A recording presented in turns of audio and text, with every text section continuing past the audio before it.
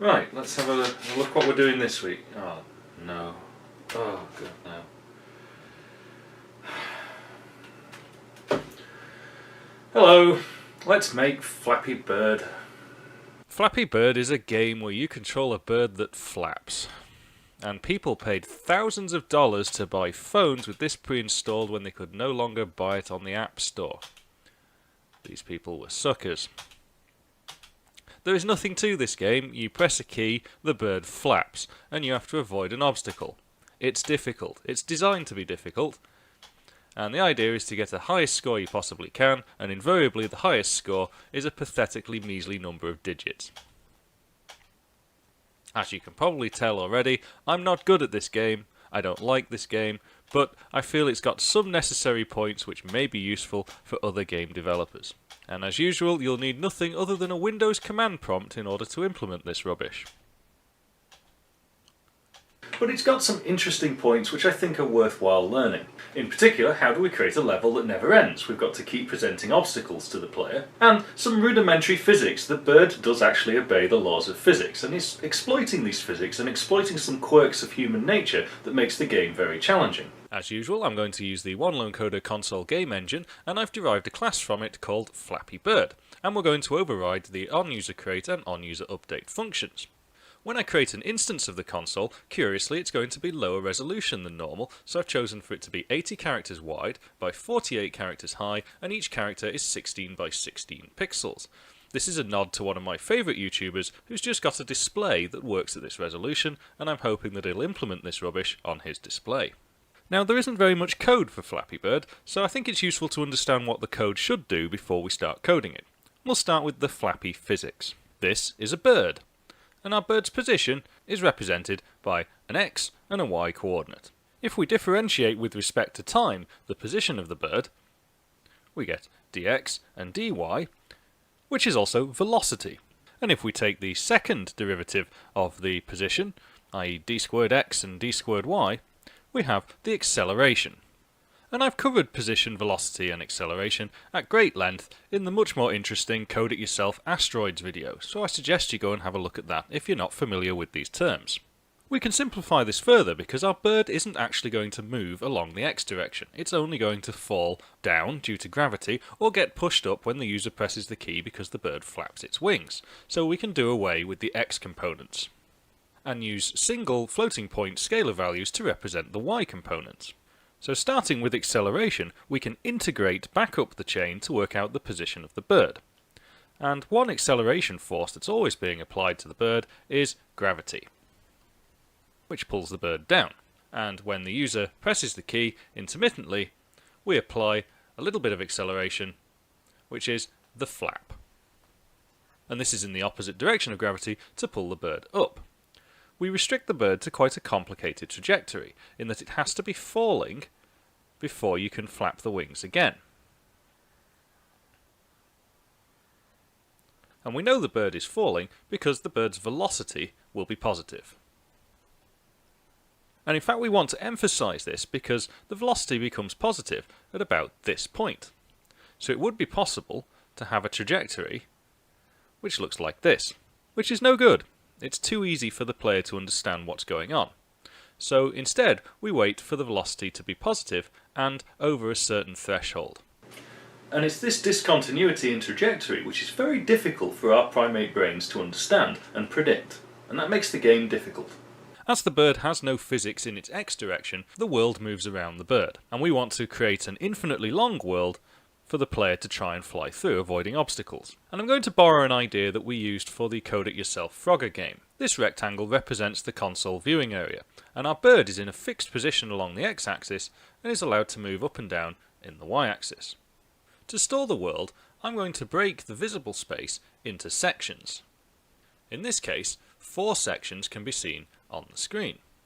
I'm going to have a hidden 5th section just off the screen.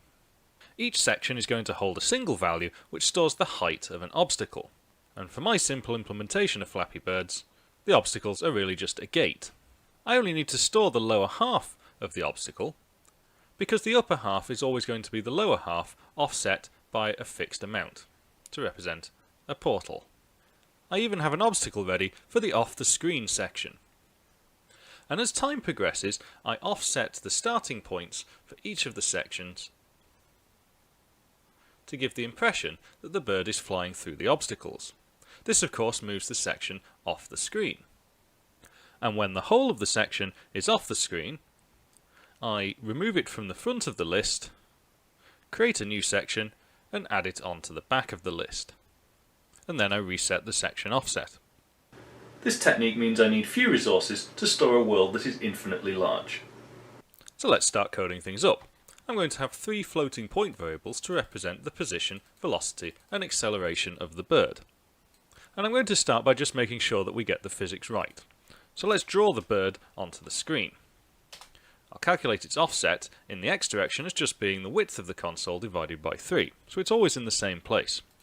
I'm just going to use the drawString function provided by the game engine to draw the bird, and we can see it is 2 wide character strings on different rows. And I choose a different set of strings depending on the bird's velocity, because if the bird's velocity is positive, the bird is falling, so its wings are going to be up. And when the bird's velocity is negative, it's just flapped its wings, it's moving up the screen. You'll notice the birds aren't identical, and that's because I'm using the slash character as the escape character in this instance. The physics is quite simple. To update the position, we integrate the velocity with respect to elapsed time. And we need to update the velocity with respect to acceleration and elapsed time. There's only 2 factors that affect acceleration, and one of those is gravity. I'm going to store this as a constant. And the acceleration is decided by whether the user has just pressed the space key for this frame. So if they press the key, the bird is going to flap its wings, else the bird is going to fall due to gravity. And this is where we'll change the acceleration by the gravity constant with respect to elapsed time. And the physicists among you might be thinking, well hang on, that's not quite right. In this instance, F-gravity is considered jerk or jolt, depending on where you're from. And because we don't want the bird getting out of control, I'm going to put in a hard constraint that if the bird's acceleration is ever greater than gravity, because this is an accumulation of some force, then I'm going to cap it to be gravity. However, when the bird flaps its wings, I'm going to set the acceleration to 0, but I'm going to set the velocity directly to be a proportion of the gravity. And you can see I've included a minus sign here to make sure that the velocity is going up the screen. So this in effect removes any falling due to gravity and artificially forces the bird in an upward thrust. Before we do any drawing, I'll clear the screen.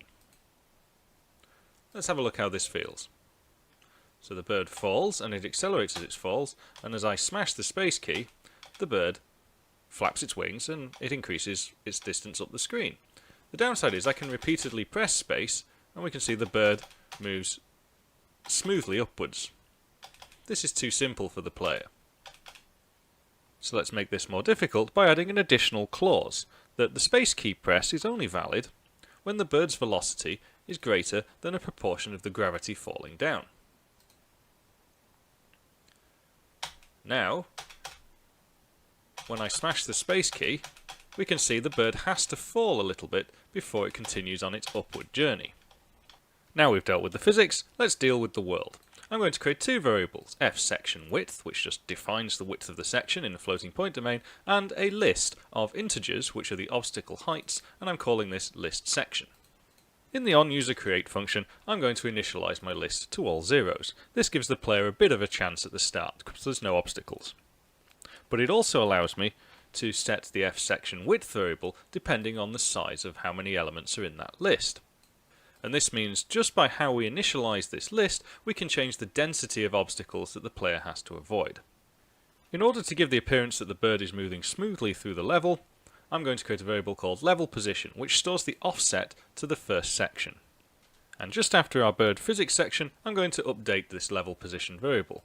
I've chosen the value 14 here because it seems about right for the speed. If you increase this value, the level will move faster, and if you decrease it, it'll move slower. And of course, this is with respect to f_elapsed time. This allows us to make sure the algorithm will run on multiple computers, but all of the players face a consistent challenge. We know we need to create a new section to add to the list when the levelPosition variable exceeds the section width variable. So we'll test for that with an if statement. And the first thing we'll do is, well, we don't want to set our level position back to 0, but we'll subtract from it the section width. And that's because depending on the speed of the platform, level position may have increased in a step size, sufficient enough to make this reset look a little bit jerky. At this point, the section at the front of the list will have gone off the left-hand side of the screen, so I'm going to pop it from the front of the list. We're done with it.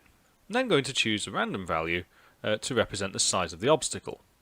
And I don't want my obstacles to be precisely on the 0 row or the screen height row, so I'm adding a -20 in here to make sure that there is always some obstacle on the screen. And then just to make it interesting for the player, I'm going to test for if the random number is less than or equal to 10. In this case, I'm going to set the height of the obstacle to 0, which means we won't draw an obstacle at all. This will give an empty space for that section. And this allows the player to have a bit of a rest, recuperate, or get out of a particularly awkward trajectory. Although it is completely random. Which means there is no skill at all to this horrible game. Once I've decided what the new section's obstacle should be, I add it to the back of the list. After we've cleared the screen, it's time to draw the sections. I'm going to use a little for loop to do this, because all I need to do is automatically iterate through the list. And if the value of that section in the list is not equal to 0, then we're going to draw it. Otherwise we're not. Remember, there is going to be blank obstacles. I'm going to need to know which section of the list I'm currently in, so I'm going to create a temporary variable called nSection, which I'll update per iteration. And this is because I need to relate the list's current section position to a physical coordinate on the screen. Given a section, we need to see how we're going to draw it. These are of course going to be filled in rectangles of green characters. But that means we've got some sort of offset here and here within the section. We don't want to fill in the whole section because it would be too difficult for the bird to fly through. And we need to have a gap for the bird to fall or rise in between. And I'm going to start by drawing the bottom rectangle. So I need the coordinate of this point and the coordinate of this point.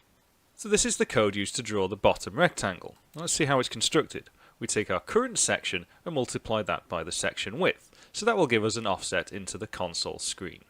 Before we want to draw the green pipe, for example, we also want to have a little offset of 10. And this makes sure that the rectangle doesn't fill the whole section. And then we want to offset the whole thing by the current level position. And this will give the impression that the level is scrolling smoothly past the bird. The height is simply the height of the console minus the value that we're storing for the obstacle in the list.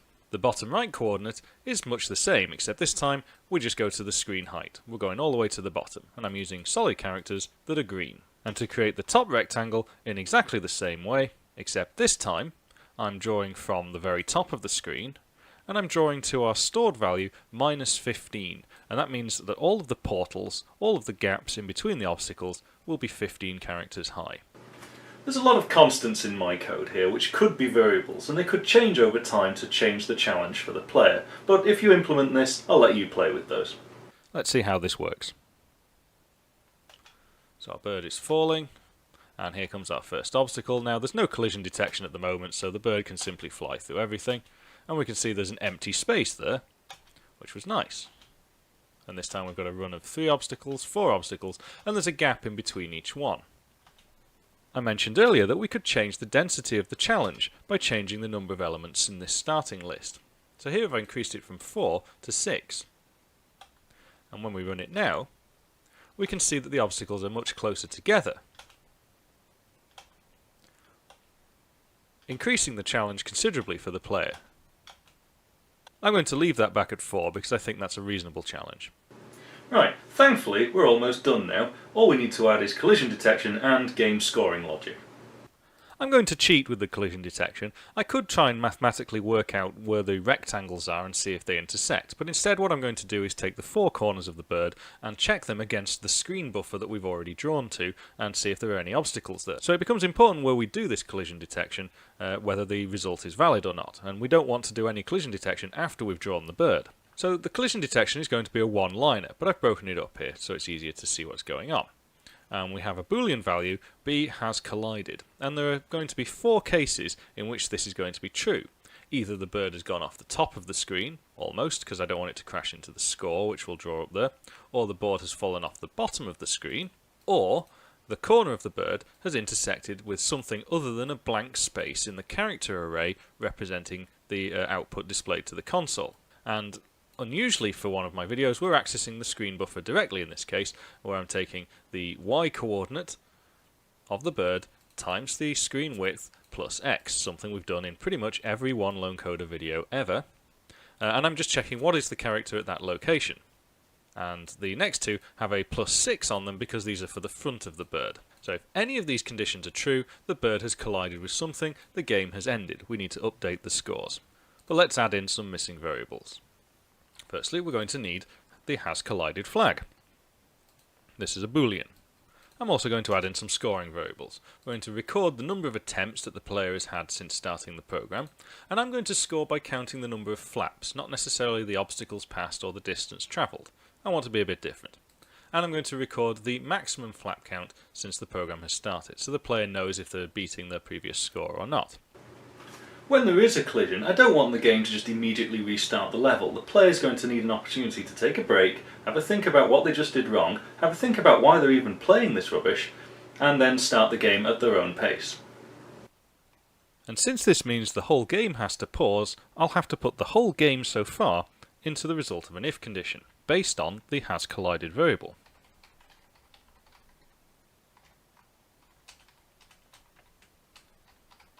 So if the player has collided, it does something, else it runs the whole game. And that's why I've zoomed out, so we can see all of that change together. And this means when a collision has occurred, everything that was drawn to the screen will just remain drawn to the screen because the onUserUpdate function doesn't do anything else. It can't clear the screen, it just goes static. And so when we're in collision mode like this, we're just going to wait until the player has released the space key, so they have to press it again to start. But this means we then need to reset the game. So I'm going to create another flag called resetGame. And this resetGame flag will be tested on each loop, and it'll be the first thing that is tested. And its purpose is just to reset absolutely everything to a known starting point. So we're going to clear the collided flag, and we're going to clear the resetGame flag, because we don't want it to keep calling this. And we'll set the bird to some default positions, and we'll clear out all of the sections so far. I'm also going to start adding in some scoring. So I'm going to set the current flap count to 0 and the number of attempts count. I'm going to increase because every reset we can assume is another attempt. It's quite nice having this reset flag here because it means I can also just call it in onUserCreate. I can set it to true and I know that the game will start up in a known state. Since we're scoring the number of flaps being counted, I'm going to add to the when the user presses the space key for flapping, I'm going to increase the nFlap count variable and I'm going to check it against a maximum, and if we're greater than the maximum, then the maximum becomes the current count. So the high score is always updated. And just so the player is aware of how much of their life they're wasting, I'm going to display the results on the screen from coordinate 1, 1, so not quite in the top left. I'm going to display the number of attempts, the current score, and the high score. Let's have a look. As we can see, the number of attempts there isn't increasing, but the number of flaps and the maximum score is. And if I crash, yep, there we go, it's paused the game, and it won't do anything until I press the spacebar, at which point it restarts. And so that's that. Should you wish to subject yourself to such a miserable form of entertainment, the source is available on GitHub. If you've enjoyed this video, please give me a thumbs up, have a think about subscribing, and I'll see you next time. Take care.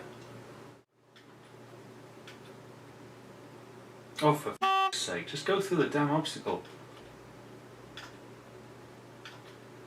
Urgh, just one more go. One more go. Damn it.